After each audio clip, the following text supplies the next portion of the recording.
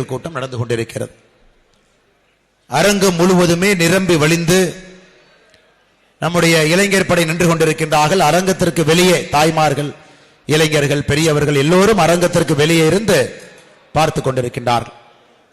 இது நமக்கு என்ன சொல்லுதுனாங்க ஐயா, ஏதோ அரசியல் கட்சி இங்க நிக்கல, ஏதோ தேசிய ஜனநாயக கூட்டணி இங்க நிக்கல, நாங்கள் வேட்பாளர் யார் என்பதை எல்லாம் பார்க்கவில்லை, இந்த முறை நாட்டை மட்டும் பார்க்கின்றோம், மோடியை மட்டும் பார்க்கின்றோம் என்று சிங்கை மக்கள் உறக்க சொல்லுகின்றீர்கள். அதனால்தான் இந்த செயல் வீரர்கள் கூட்டத்தில் இவ்வளவு பேர் எழுச்சியை நாம் பார்த்து கொண்டிருக்கின்றோம்.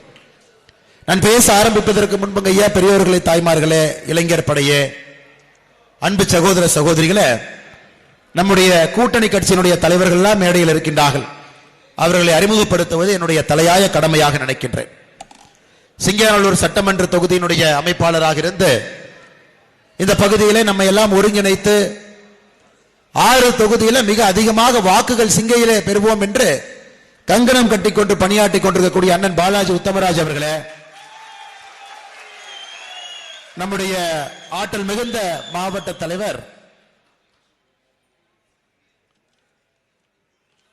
அண்ணன் ரமேஷ்குமார் அவர்களே, மேடையின் மீது இருக்கக்கூடிய இந்த பாராளுமன்றத்தினுடைய பொறுப்பாளர்களாக இருக்கக்கூடிய அண்ணன் ஜி.கே. செல்வகுமார் அவர்களே, அண்ணன் பாயிண்ட் மணி அவர்களே, மேடையின் மீது இருக்கக்கூடிய பாரதிய ஜனதா கட்சியினுடைய மூத்த தலைவர்களே, 2 முக்கியமான மனிதர்கள் நம்முடைய கூட்டணி கட்சி தலைவர்களோடு இங்கே அமர்ந்திருக்கின்றார்கள். இருவரும் கூட சமீபத்தில் நம்முடைய பாரதிய ஜனதா கட்சியில இணைந்தவர்கள். கோயம்புத்தூர்ல இதற்கு முன்பு சட்டமன்ற உறுப்பினர்களாக இருந்தவர்கள். அதிலே அண்ணன் சின்னசாமி அவர்கள் இந்த மண்ணின் மைந்தனாக இருந்து முழுவதுமாக தன்னை தான் சார்ந்திருக்கக்கூடிய இயக்கத்திற்கு அர்ப்பணித்து குறிப்பாக தொழிலாளர்களுடைய நலனுக்காக பாடுபட்ட அற்புதமான தலைவர் அண்ணன் சின்னசாமி அவர்கள் சிங்கையில நம்முடைய கட்சியை பலப்படுத்திக் கொண்டிருக்கின்றார்கள். அவருக்கு என்னுடைய வாழ்த்துக்களை, வணக்கங்களை தெரிவித்து, நம்முடைய கோயம்புத்தூர் தெற்கு தொகுதியினுடைய முன்னாள் சட்டமன்ற உறுப்பினர், இன்னைக்கு நம்முடைய பாராளுமன்றத்தினுடைய பொறுப்பாளர்கள் எல்லாம் இணைந்து மிகச் சிறப்பாக நம்மை வழிநடத்திக் கொண்டிருக்கக்கூடிய அண்ணன் சேலஞ்சர் துரை அவர்களுக்கும் என்னுடைய நன்றி கலந்த வாழ்த்துக்களை, வணக்கங்களை தெரிவித்து, அம்மா மக்கள் முன்னேற்ற கழகத்தினுடைய மாவட்ட செயலாளர் அண்ணன் அப்பாதுரை அவர்கள் முதல் நாளிலிருந்து நம்மோடு பயணம் செய்து கொண்டிருக்கின்றார். அவரே கேட்கிறார், அடுத்து எங்க போறோம், என்ன செய்ய போறோம், நாளைக்கு என்ன செய்ய போறோம். அந்த அளவுக்கு முழுமையாக அமமுகவினுடைய எல்லா சொந்தங்களையும் இணைத்து நம்முடைய தேசிய ஜனநாயக கூட்டணியுடைய வெற்றிக்காக அரும்பாடுபட்டுக் கொண்டிருக்கின்றார்கள். பாட்டாளி மக்கள் கட்சியினுடைய மாவட்ட செயலாளர் ரொம்ப இளையவர், அருமை சகோதரர் அசோக் ஸ்ரீநிதி அவருடைய பேச்சை நீங்க கேட்டீங்க. அதாவது இளைஞர்கள் எப்படி சிந்திப்பார்களோ அதுபோல் சிந்திக்கிறார். வளர்ச்சியை பத்தி பேசுறாரு, சுற்றுச்சூழலை பத்தி பேசுறாரு. சுற்றுச்சூழலை பற்றி பேசுவதற்கு முழு தகுதி அருமை தம்பி அசோக் அவர்களுக்கு. காரணம், இந்த வயசுல எத்தனை இளைஞர்கள் சுற்றுச்சூழலுக்காக போராட்டம் செய்து ஜெயிலுக்கு போயிருக்காங்க. கோயம்புத்தூர்ல ரொம்ப குறைவாதாங்க இருப்பாங்க. இன்னைக்கு ஒரு கட்சியினுடைய மாவட்ட செயலராக இருந்து தொடர் ஆர்ப்பாட்டம் சுற்றுச்சூழலுக்காக நடத்தி சிறைக்கு இளம் வயதிலே சென்று அசோக் ஸ்ரீநிதி அவருடைய கருத்தை நான் மதிக்கின்றேன், ஏற்றுக்கொள்கின்றேன். குறிப்பாக நம்முடைய நொய்யல் தாயை பற்றி பலமுறை அவரிடம் பேசி இருக்கின்றேன்.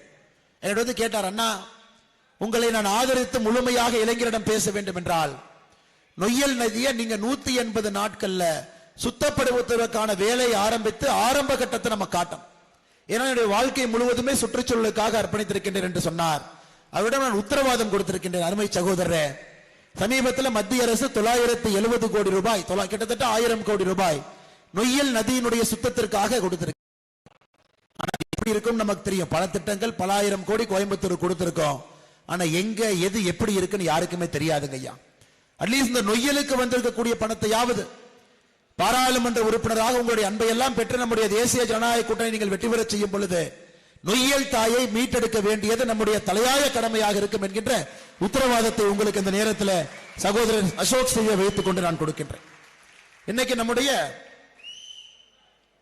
தமிழ் மாநில காங்கிரஸ் இந்த கூட்டணியிலே ஒரு சிறப்பு அங்கம் நம்முடைய தமிழ் மாநில காங்கிரசுக்கு இருக்கு. காரணம், நம்முடைய தேசிய ஜனநாயக கூட்டணிக்கு சமீபத்தில் முதலாக வந்து அண்ணன் ஜி.கே. வாசன் அவர்கள் இதை வலிமைப்படுத்தினார். அப்பவே நான் சொன்னேங்க, அண்ணன் ஜி.கே. வாசன் அவர்கள் நம்மை முழுமையாக வழிநடத்துவார்கள் என்று சொன்னேன். இன்னைக்கு இந்த மாநகரத்தினுடைய தலைவராக இருக்கக்கூடிய இன்னொரு வாசன் ஐயா நம்மோடு இருக்கின்றார்கள். இந்த பகுதியை நன்கு தெரிந்தவர்கள். அவரோடு இன்னொரு பக்கத்து மாவட்டம், 2 மாவட்டம் இருக்கு. 2 மாவட்டத்தினுடைய இன்னொரு தலைவராக இருக்கக்கூடிய அருமை அண்ணன் வந்திருக்கின்றார்கள். அவருக்கு எங்களுக்கு நெருங்கிய சொந்தம். நம்முடைய தமிழிசை சவுந்தரராஜன் அக்கா உங்களுக்கு தெரியும். நம்முடைய கவர்னராக இருந்து தென் சென்னை வேட்பாளராக இருக்கிறாங்க. அவருடைய சம்பந்தி தான் ஐயா. 2 பேருமே நமக்கு கட்சியை தாண்டி பெரிய சம்பந்தம் இருக்கு. அதனால் 2 தலைவர்களையும் கூட வருக வருகின்ற வரவேற்று மேடையின் மீது இருக்கக்கூடிய எல்லா தலைவர்களுக்கும் என்னுடைய சிறப்பு வணக்கத்தை தெரிவித்து, நம்முடைய அனைத்து இந்திய அண்ணா திராவிட முன்னேற்ற கழகம் அதனுடைய தொண்டர்கள் உரிமை மீட்பு குழுவினுடைய மாவட்ட செயலராக இருக்கக்கூடிய அருமை சகோதரர் மோகன்ராஜ் அவர்கள் வந்திருக்கின்றார்கள். அவர்களுக்கும் எங்களுடைய சிறப்பான வாழ்த்துக்களை வணக்கங்களை தெரிவித்து, நம்முடைய மாவட்ட பொதுச் செயலராக இருக்கக்கூடிய சகோதரர் கோபிநாத் அவர்கள், மாவட்டத்தினுடைய துணைத் தலைவர் துரை மோகன்ராஜ் அவர்கள், குமரன் அவர்கள், தேவராஜ் பழனிசாமி அவர்கள், மாவட்ட செயலாளர் ஜெய் கணேஷ் அவர்கள், மாவட்டத்தினுடைய பொருளாளர் செந்தில்குமார் அவர்கள், நம்முடைய ஆற்றல் மிகுந்த ஒன்றிய தலைவர்கள், பீலமேட்டினுடைய ஒன்றிய தலைவராக இருக்கக்கூடிய தம்புராஜ் அவர்கள், உடையாம்பாளையத்தினுடைய ஒன்றிய தலைவர் சசிகுமார் அவர்கள், சிங்கையினுடைய ஒன்றிய தலைவர் சதீஷ்குமார் அவர்கள், ஒண்டிப்புதூருடைய ஒன்றிய தலைவர் பிரபு அவர்கள், பழையூர் ஒன்றிய தலைவராக இருக்கக்கூடிய ஆனந்த் அவர்கள், மேடையின் மீது இருக்கக்கூடிய எல்லா தலைவர்கள், மேடைக்கு முன்புறத்தில் இருக்கக்கூடிய நம்முடைய ஆற்றல் மிகுந்த செயல் வீரர், சிங்கை தொகுதிக்குட்பட்ட பாரதிய ஜனதா கட்சி தேசிய ஜனநாயக கூட்டணியுடைய தொண்டர்கள், மிக முக்கியமாக இந்த நிகழ்ச்சிக்கு ஏராளமான பொதுமக்கள் வந்திருக்கின்றார்கள். கட்சியை சாராதவன் நாங்களும் வந்து மோடி அவர்களுக்காக பணியாற்ற போகின்றோம். மோடி அவர்கள் நிச்சயமாக 400 எம்பிக்களோடு வர வேண்டும். அதற்கு நான் என்னுடைய வீட்டை தாண்டி, என்னுடைய சமுதாயத்தை தாண்டி இந்த நாட்டை பற்றி சிந்திக்கின்றேன் என்று நினைக்கக்கூடிய சிங்கை பகுதியினுடைய பொதுமக்கள் வந்திருக்கின்றார்கள். அவர்களுக்கும் எங்களுடைய வணக்கத்தை தெரிவித்து, வந்திருக்கக்கூடிய பத்திரிகை நண்பர்களுக்கும் நன்றியை தெரிவித்துக் கொள்கின்றோம். சகோதர சகோதரிகளே, 1952 நாடாளுமன்ற தேர்தலும் 2024 நாடாளுமன்ற தேர்தலுக்கும் ஒரு ஒற்றுமை இருக்கிறது. 1952 நாடாளுமன்ற தேர்தல் நம்முடைய நாட்டினுடைய முதல் நாடாளுமன்ற தேர்தல். எல்லோருக்கும் தெரியும், காங்கிரஸ் கட்சி தான் ஆட்சிக்கு வர போறாங்க. சுதந்திரத்தின் போது இருந்த ஒரே ஒரு கட்சி, ஒரே ஒரு அரசியல் கட்சி, போட்டியாக எந்த ஒரு கட்சியும் இல்லை. அந்த காலத்தில் நமக்கு தெரியும், ஊர்களுடைய பெரியவர்கள் நல்லவர்கள் எல்லாம் காங்கிரஸ் கட்சியில் இருந்தாங்க. ஆனால் ஓட்டு போடுவதற்கு முன்பே நமக்கு தெரியும், காங்கிரஸ் கட்சி தான் இந்தியாவில் முதல் ஆட்சி அமைக்க போறாங்க 1952.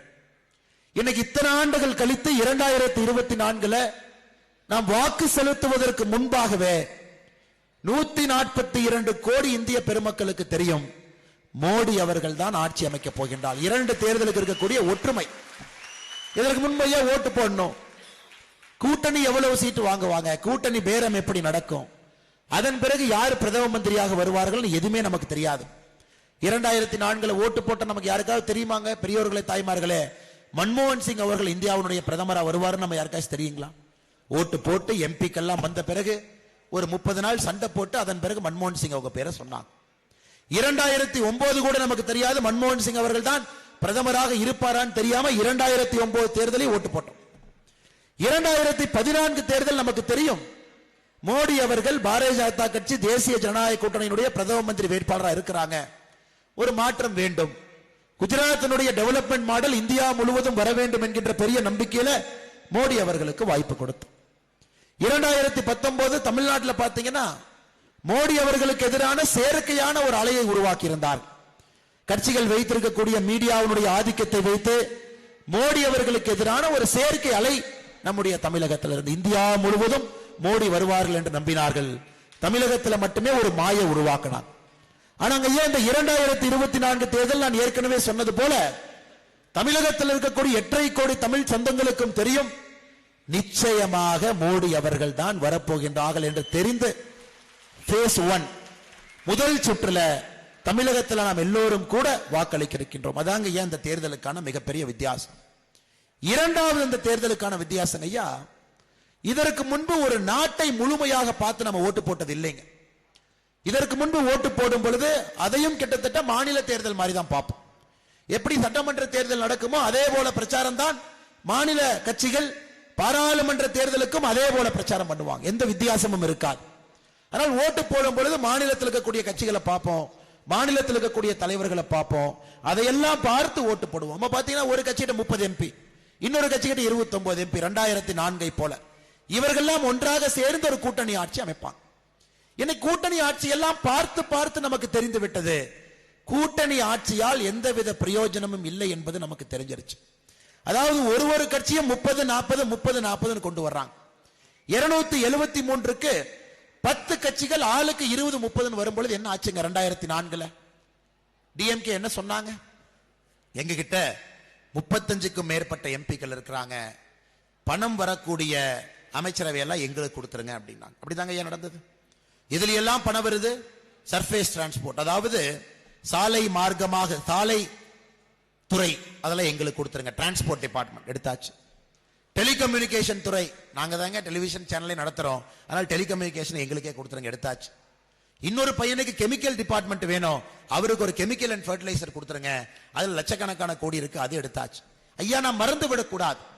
ஜனநாயகத்தில் நாம் செய்யக்கூடிய மிகப்பெரிய தவறு என்னன்னாங்க ஐயா, வேகமாக மறந்து விடுகின்றோம். ஜனநாயகத்துல, அதுவும் இந்திய ஜனநாயகத்துல மறதி என்பது ஒரு தேசிய வியாதியாக மாறி இருக்கிறது. மறந்துறோம்.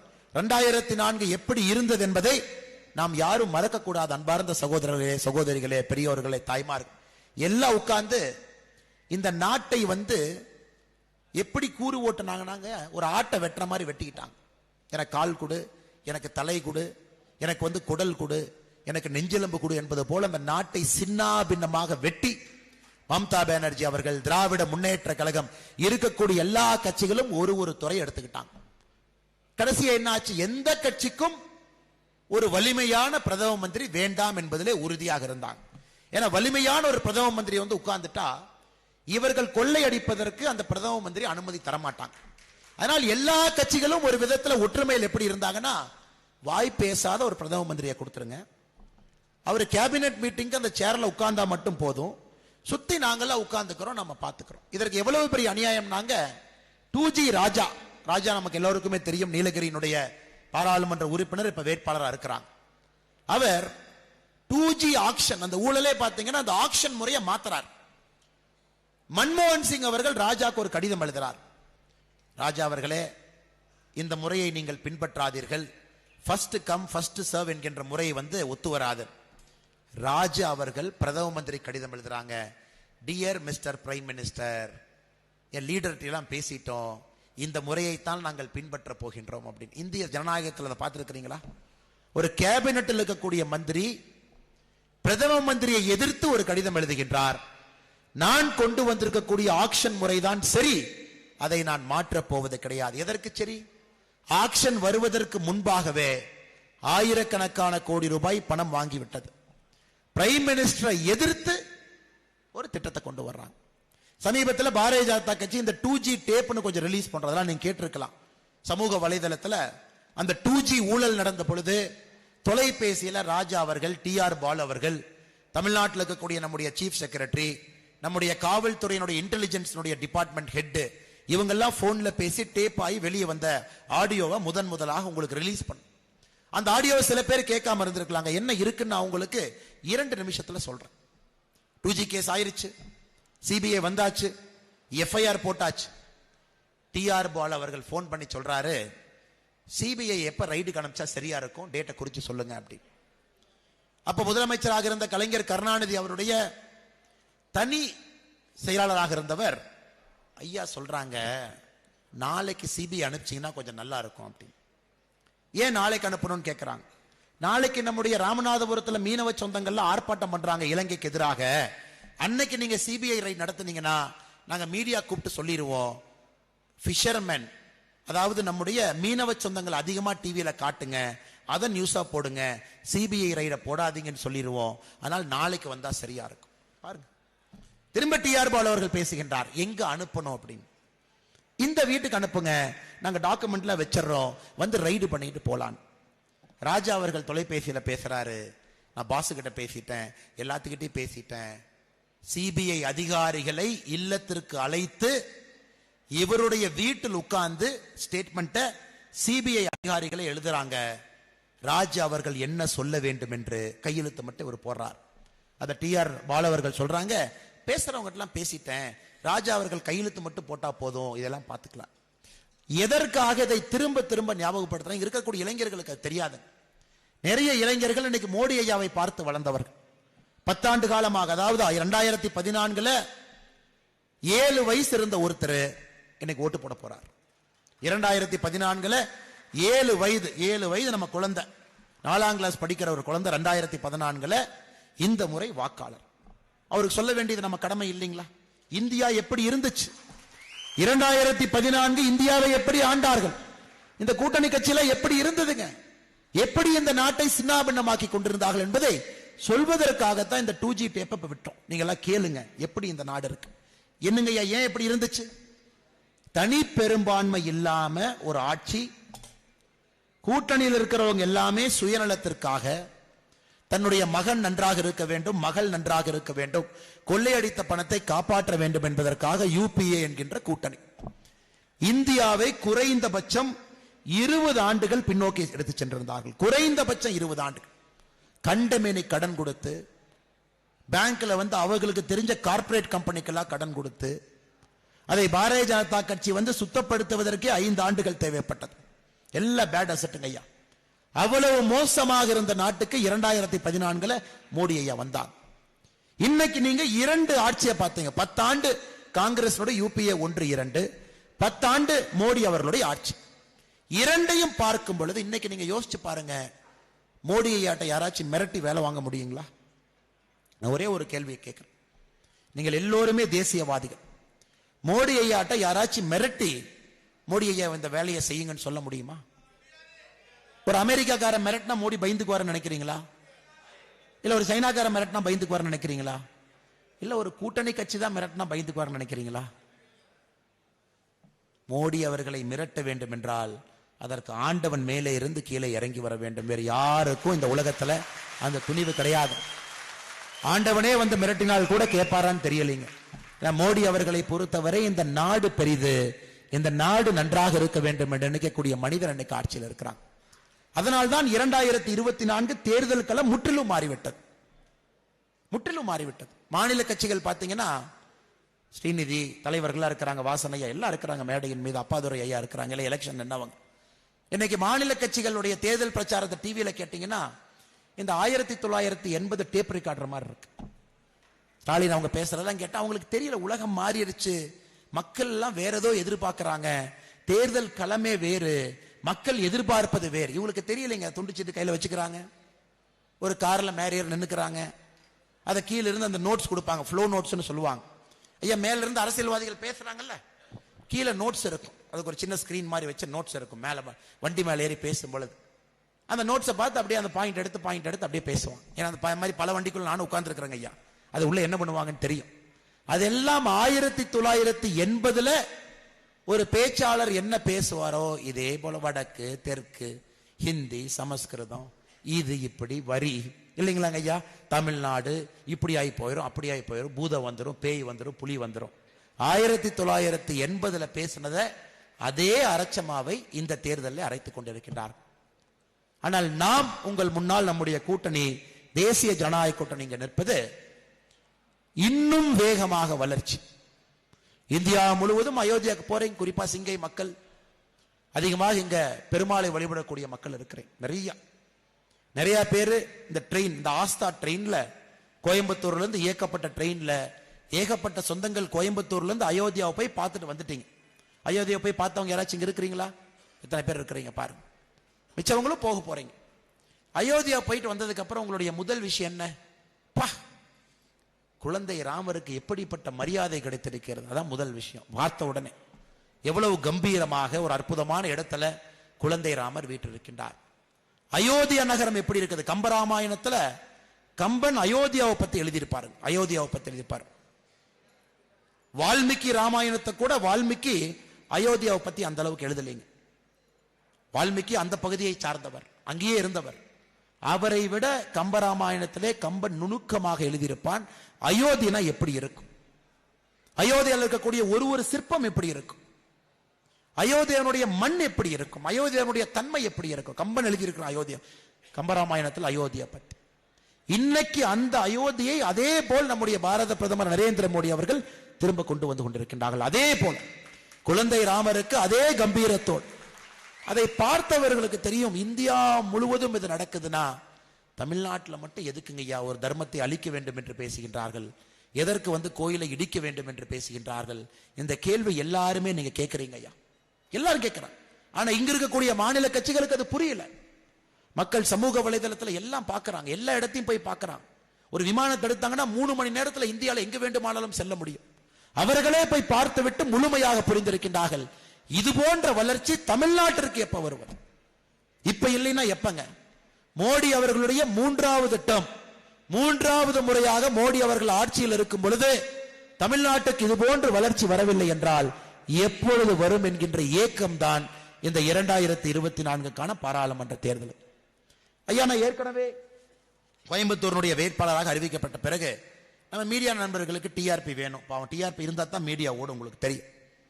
இந்த கேண்டிடேட்டை பத்தி நீங்க என்ன சொல்றீங்க, இந்த கேண்டிடேட் பத்தி நீங்க என்ன சொல்றீங்க, அவர் உங்களை பத்தி இப்படி சொன்னார், இதுக்கு என்ன நீங்க பதில் சொல்றீங்க, நீங்க அவரை பத்தி 2 திட்டினா தானே 2 நாளைக்கு மீடியால மக்கள் பார்ப்பாங்க, அதனால நீங்க என்ன சொல்றீங்க. இதுதான் இன்னைக்கு மீடியாவுடைய முக்கிய வேலை. வேற வழி இல்லை. தேர்தல் களத்தில் இது சகஜம்.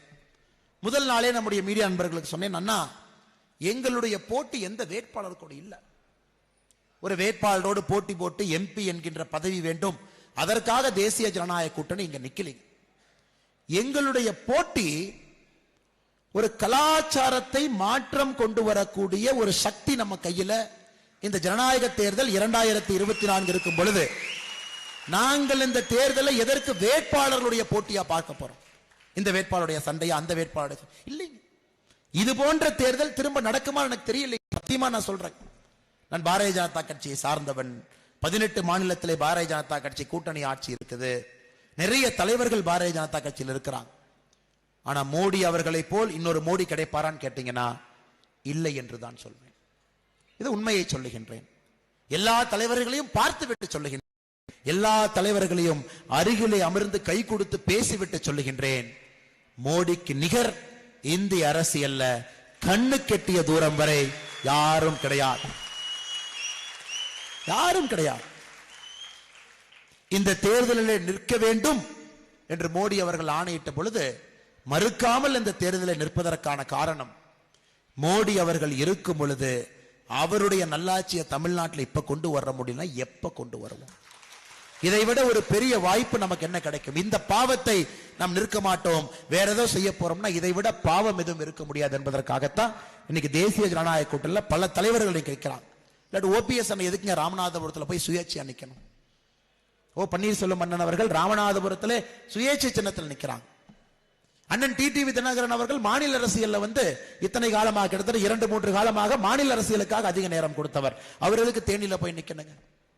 இல்ல பாட்டாளி மக்கள் கட்சியில அருமை சகோதரி சௌமியா அன்புமணி ராமதாஸ் அவர்கள் கிட்டத்தட்ட இயற்கை பாதுகாப்புக்காக தனி இயக்கம் நடத்துறாங்க. அவங்க எதுக்கு தர்மபுரியில போய் நிக்கணுங்க? அல்லது இந்த கூட்டணி கட்சியில் இருக்கக்கூடிய நிறைய தலைவர்களை பாருங்க. தமிழ் மாநில காங்கிரஸ் தமிழகத்திலே 3 இடத்துல நிக்கிறாங்க. அவர்களுக்கு 3 இடத்துல போய் நிக்கணும். எல்லோருக்கும் தெரியும், இந்த சரித்திர தேர்தலை நாம் விட்டுவிட்டால் தமிழகத்திற்கு கிடைக்கக்கூடிய கடைசி வாய்ப்பு 2024 பாராளுமன்ற தேர்தல் கடைசி வாய்ப்பு. இன்னைக்கு மோடி அவர்களை எப்படி பயன்படுத்த வேண்டும் என்று கோயம்புத்தூர் மக்கள் நீங்கள் சிந்திக்க வேண்டும். இந்த தேர்தல் வீட்டுக்கான தேர்தல் இல்லைங்க. இந்த சமுதாயத்தை சார்ந்தவர் வேட்பாளர், அந்த சமுதாயத்தை சார்ந்தவர் வேட்பாளர், அந்த தேர்தல் கிடையாது. இந்த கட்சியை சார்ந்தவர் வேட்பாளர், அந்த கட்சியை சார்ந்தவர் வேட்பாளர், கண்டிப்பா அது கிடையாது. இந்த எலெக்ஷன் போல் இன்னொரு எலெக்ஷன் நடக்காது. இது நாட்டுக்கான தேர்தல் என்பதை முழுமையாக நாம் உணர்ந்து கொள்ள வேண்டும். நாட்டுக்கான தேர்தல். 1952க்கு பிறகு அதே போல ஒரு காலச்சக்கரம் 2024 நமக்கு ஒரு வாய்ப்பு கொடுத்திருக்கு. கோயம்புத்தூருக்கு எண்ணற்ற பிரச்சனைகள் இருக்குது. பிரச்சனைகள் இல்லாத ஊர் இல்லை. அதுவும் கோயம்புத்தூருக்கு அதிக பிரச்சனை. காரணம், ஒரு வளர்ச்சி நகரத்தினுடைய மக்கள் பிரதிநிதி வளர்ச்சி சிந்தனையில் இல்லாத காரணத்தினால கோயம்புத்தூர் கொஞ்சம் தேங்க ஆரம்பித்து விட்டது. ஒரு நதி போல் ஓடிக்கொண்டிருக்கக்கூடிய கோயம்புத்தூர் இன்னைக்கு பாத்தீங்கன்னா ஒரு தேங்கிய நீராக மாறிக்கொண்டிருக்கிறது. இது நம்ம எல்லோருக்குமே தெரியும். நீங்க முதல்ல பார்த்த கோயம்புத்தூருக்கும் இப்ப பார்க்கக்கூடிய கோயம்புத்தூருக்கும் 1008 வித்தியாசங்கள் இருக்கு. 2002 இதே கோயம்புத்தூருக்கு ஒரு மாணவனாக வந்த பொழுது நான் பார்த்த கோயம்புத்தூர் வேறங்க, ரொம்ப குளுமையா இருக்கும். எனக்கு 2024 நான் பார்க்கக்கூடிய கோயம்புத்தூர் வேறு, ரொம்ப சூடா இருக்கு. உதாரணத்துக்கு ஒரு விஷயத்தை நான் சொல்றேன், ஒரு தட்பவெப்பத்தை வச்சு சொல்றேன். கன்ஜெஷன், ஒரு இடத்துல இருந்து இன்னொரு இடத்துக்கு போனீங்கன்னா கோயம்புத்தூர்ல சுவாசிச்சீங்கன்னாவே அந்த காத்துல ஒரு சக்தி இருக்கும். ஆனா இன்னைக்கு சுவாசித்தீங்கன்னா அந்த காத்துல அந்த சக்தி கொஞ்சம் குறைய ஆரம்பிச்சிருச்சு.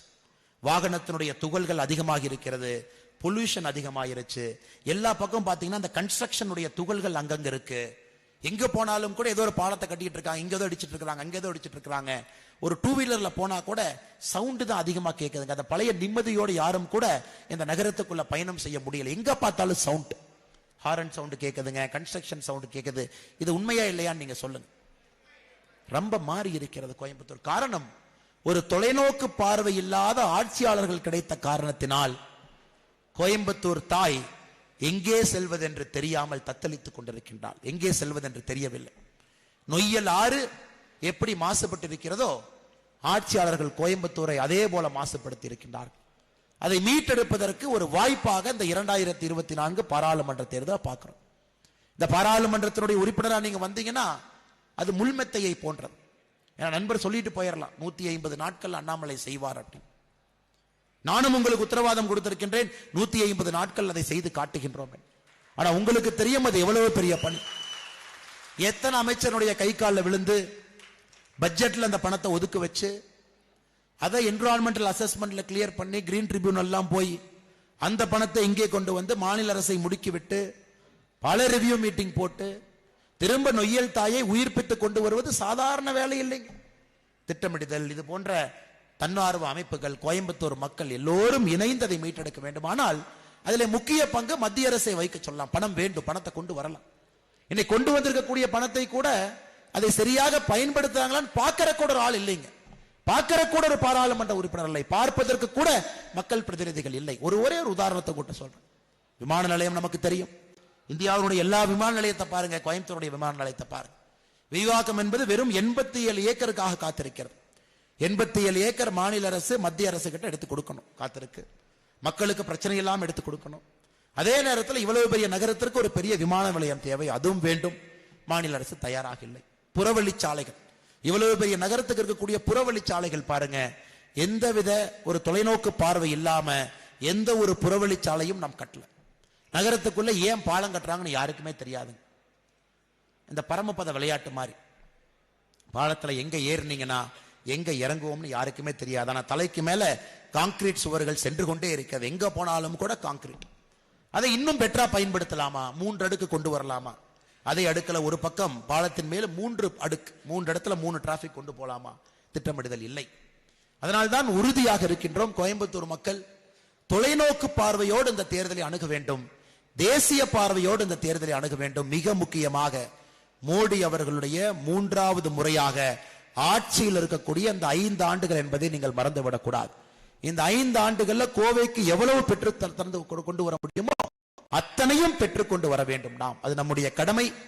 எல்லாத்தையும் கோயம்புத்தூர் கொண்டு வரணுங்க. கோயம்புத்தூர் நகரத்தினுடைய பரிமாண வளர்ச்சியை இந்த 5 ஆண்டுகளை மாற்றி காட்ட வேண்டும். இன்னொரு பக்கம் பாருங்க ஐயா, பெண்கள் இங்க இருக்கிறீங்க, தாய்மார்கள் இருக்கிறீங்க, நிச்சயமாக இதை உங்கள்கிட்ட சொல்லணும். ஐயா, ட்ரக்ஸ் ஏன் வருதுங்கம்மா? ட்ரக்ஸ் ஏன் வருது? நான் ஒரு காவல்துறை அதிகாரியாக இப்ப பேசுறேங்க. எதற்காக போதைப் பொருள் வருது? போதைப் பொருள் எங்கே வருது? போதைப் பொருள் எங்கே வருதுனாங்க, எங்கே இளைஞர்கள் அதிகமாக இருக்கின்றார்களோ அங்கே போதைப் பொருள் வருவதற்கான வாய்ப்பு அதிகம். இளைஞர்கள் எங்க அதிகமா இருப்பாங்க? எந்த இடத்துல கல்லூரிகள் அதிகமாக இருக்குமோ அங்கே இளைஞர்கள் அதிகமா இருப்பாங்க. இன்னைக்கு இந்தியாவில் ஒரு நகரை, ஒரு மாவட்டத்தை கல்லூரி நகர், கல்லூரி மாவட்டம் என்று சொன்னால் அது கோயம்புத்தூர். எங்கே திரும்பினாலும் கூட ஒரு கல்லூரி இருக்குங்க. கோவை மாவட்டமா நகரத்துக்குள்ள பாருங்க, வெளியே புறநகர் பகுதிக்கு போங்க, எங்கே பார்த்தாலும் கூட கல்லூரிகள் இருக்கக்கூடிய பகுதி. லட்சக்கணக்கான இளைஞர்கள் ஒரு ஆண்டும் அந்த கல்லூரியிலே முடித்துவிட்டு வேலை வாய்ப்புக்காக வெளியே வர்றாங்க. அதனால்தான் கோயம்புத்தூர்ல போதை கலாச்சாரம் என்பது அதிகமாக இருக்கிறது. அதுல எந்த மாற்று கருத்து இல்லைங்க. சந்துல, கார்னர்ல, அந்த ஓரத்துல இது தாய்மார்களுக்கு எப்படிப்பட்ட பயத்தை கொடுத்திருக்குன்னு பாருங்க. சில நேரத்தில் ஆண்கள் இதை முழுமையாக நாம் புரிந்து கொள்வதற்கு கொஞ்சம் தடுமாறு. ஏன்னா நம்முடைய வீட்டு குழந்தைகளோடு அதிக நேரம் இருப்பவங்க நம்முடைய தாய்மார். இப்ப தாய்மார்களுக்கே நம்முடைய குழந்தைகள் மீது நிறைய வீட்டில் சந்தேகம் வர ஆரம்பிச்சிருச்சு. நண்பர்கள் யார், ஏன் வெளியே போற, யாரை பார்க்கிற, ஸ்கூல் பைய திறந்து காட்டு, ஏன் 1 மணி நேரம் லேட்டா வந்த, உண்மையாலுமே டியூஷனுக்கு தான் போறையான். சமுதாயத்திலே அரசு அதிகாரிகளும் அரசு இயந்திரத்தில் இருக்கக்கூடிய ஆட்சியாளர்களும் தவறு செய்ய ஆரம்பிக்கின்ற காரணத்தினால் ஒரு தாய் தன்னுடைய குழந்தையை சந்தேகப்படக்கூடிய நிலைமைக்கு நம்மை தள்ளி இருக்கின்றார். அதனால்தான் நம்முடைய தேர்தல் உத்தரவாதமாக நாம் கொடுத்திருக்கின்றோம்.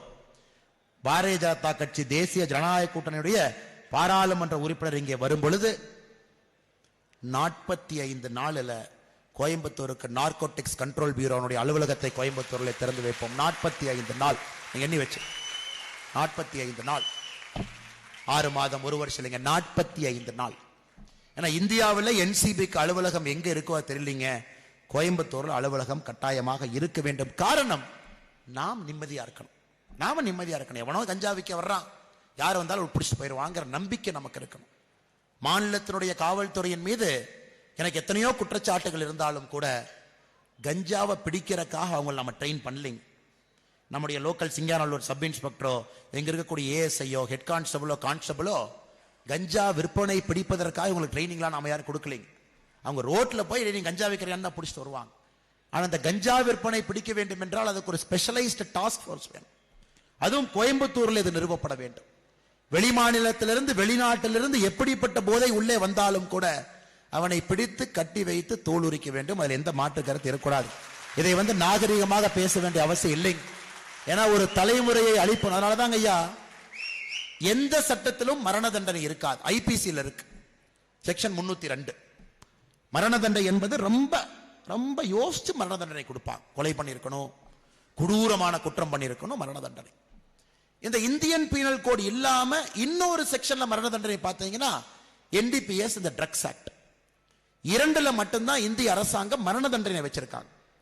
ஒன்று இந்தியன் பீனல் கோட்ல குற்றம் செய்பவர்களுக்கு, கொடூரமான குற்றம். இன்னொன்று ட்ரக்ஸ் விற்கிறவங்களுக்கு, அங்கேயும் மரண தண்டனை விதிக்கப்பட்டிருக்கிறது. அந்த அளவுக்கு கடுமையான சட்டம் இருந்தும் அதை நடைமுறைப்படுத்த முடியாதனால தமிழ்நாடு பார்த்தீங்கன்னா இன்னைக்கு ஒரு போதை கலாச்சாரம் எங்கே பார்த்தாலும் வந்திருக்கிறது. இதை பற்றி பேசியதற்கு முதலமைச்சர் எனக்கு கொடுத்த பரிசு என்னன்னா, என் மேல கிரிமினல் டிஃபமேஷன், முதலமைச்சர் அவர்களை என் மேல ஒரு வழக்கு பதிவு செய்திருக்கின்றார்கள் சென்னை எக்மோர் கோர்ட்ல. இது முதலமைச்சர் அவர்கள் என் மீது பதிவு செய்யக்கூடிய 2வது வழக்கு. அவர் ஆட்சிக்கு வந்துங்க மொத்தம் 3 வழக்கு தான் போட்டிருக்கார்.